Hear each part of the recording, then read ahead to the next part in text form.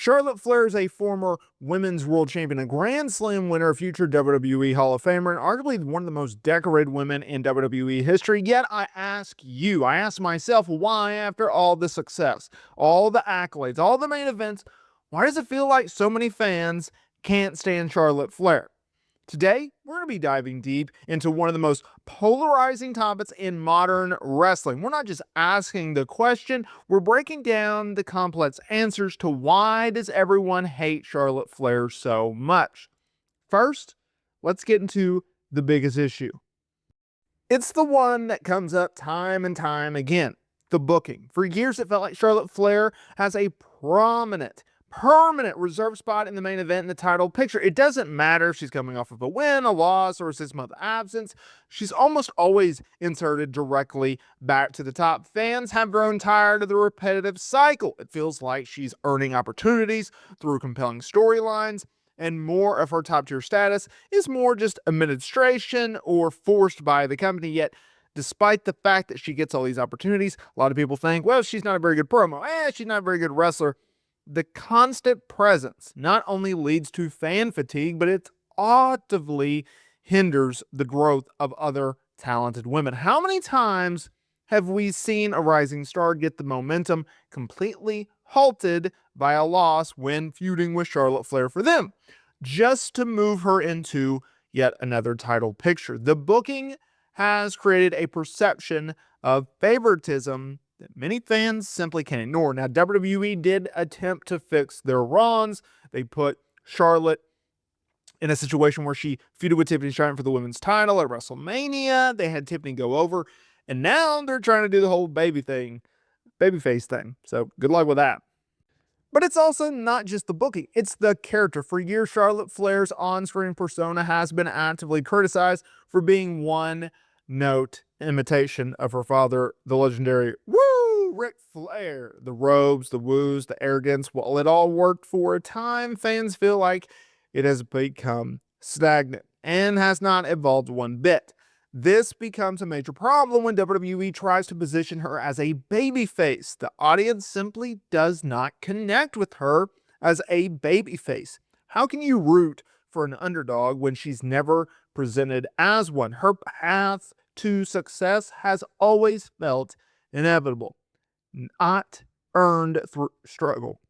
As a result, it creates a massive disconnect. We're told to cheer for her, but her character and her story gives us no reason to do so. Another major criticism is her perceived inability to make her opponents look good. A true great champion elevates everyone they step into the ring with, but often it feels like Charlotte Flair's matches are designed only to enhance her own legacy, with her opponents looking like complete afterthoughts rather than credible threats.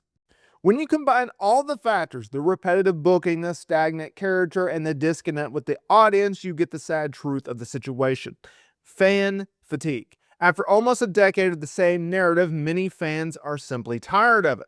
Her wins feel hollow because they are predetermined to pad her stats. Her struggles feel fake because we all know she'll be back in the title picture very soon regardless.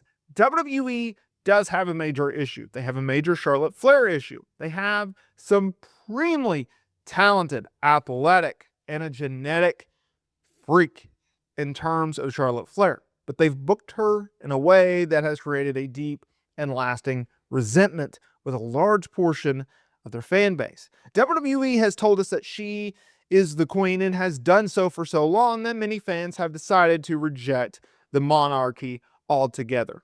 But that's the breakdown. What do you think? Is the fan backlash against Charlotte Flair justified, or is she unfairly criticized for her own success? Let me know your honest thoughts down in the commentary below. And I want to say this, and I think a lot of people miss this. WWE, to their credit, is attempting to make Charlotte Flair a legitimate babyface. Now, we don't know how this is all going to play out. They've done a very good job with trying to get her in the spot that they want her to be in. Here's what I mean by that. They listened to Charlotte, and coming out of WrestleMania, she started doing a lot more interviews. And she started talking about how she desperately wanted to be a babyface. She has been a heel for so long. She's played the part, she's played the part, she's played the part, probably to the point where she's tired of playing the part, let's be real. And so she wanted to branch out. She wanted to do something different. Instead of being the anti-hero, she wanted to be the hero. Instead of being the villain, she wanted to be the lovable figure that everyone looks up to. Right? And so what did they do? They did a pretty smart thing. They had a situation in which they go, okay, Charlotte, we tried the babyface thing in the past as a single star. Hasn't really worked out. Even earlier this year, okay, she returns at the Royal Rumble. She does all these vignettes leading up to her return at the Royal Rumble, comes across as a heel, let's be real, yet they try to present her as a babyface against a heel in Tiffany Stratton. And WWE fans are like, wait a minute. First of all, good try. Charlotte, you're not a babyface, and we're not going to treat you as one. Number two, we like Tiffany Stratton. Now she's our babyface. WWE, deal with it. Kick sand, right? And so, two WWE's right there like, all right, well, that didn't work. So let's pivot. Let's have Charlotte go and be a heel again. Let's put Tiffany as a babyface. Let's flip the script. And to do two different things, let's go with a surprising finish. Because a lot of people, including myself, were like, oh, typical Charlotte 101. She's going to go over Tiffany Stratton. Despite the fact the fans don't want that, she's going to become world champion again. Yada, yada, yada, right? They really want her to be an 18-time world champion. And WWE's like, well, wait a minute.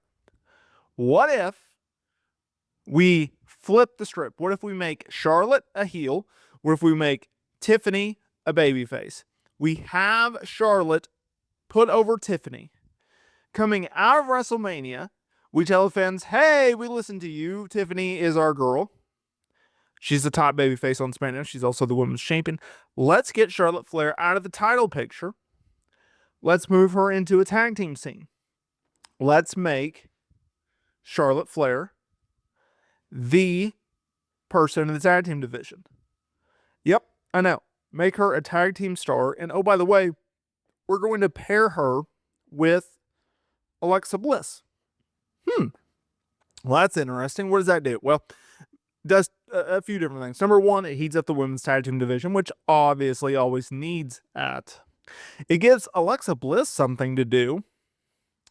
And by having Charlotte be paired with Alexa, it makes her babyface run tolerable. Interesting. Because Alexa Bliss is one of the most popular and underrated stars that WWE has under contract. I like it. And so that's what WWE did. SummerSlam comes about. They win the tag team titles. It all works out, right? So you look at the way that WWE layered this. You look at how WWE handled this. Perfect. Top notch. Cannot give them enough credit. Heats up the women's division. Gives Charlotte Flair a legitimate babyface run. And it gives Alexa Bliss something credible to do. So bravo to WWE for pulling it off. Let me know down in the comments there below. What do you think about Charlotte Flair? Why do you hate her or not hate her? And what do you think about WWE making her a babyface, pairing her with Alexa Bliss, and making them tag team champions? I'd like to hear what you have to say down in the comments there below. Make sure to like, subscribe, and hit that notification bell so you are notified every single time we upload new wrestling content here to the channel. Thank you guys for watching, changing my life, and I will see y'all in the next video.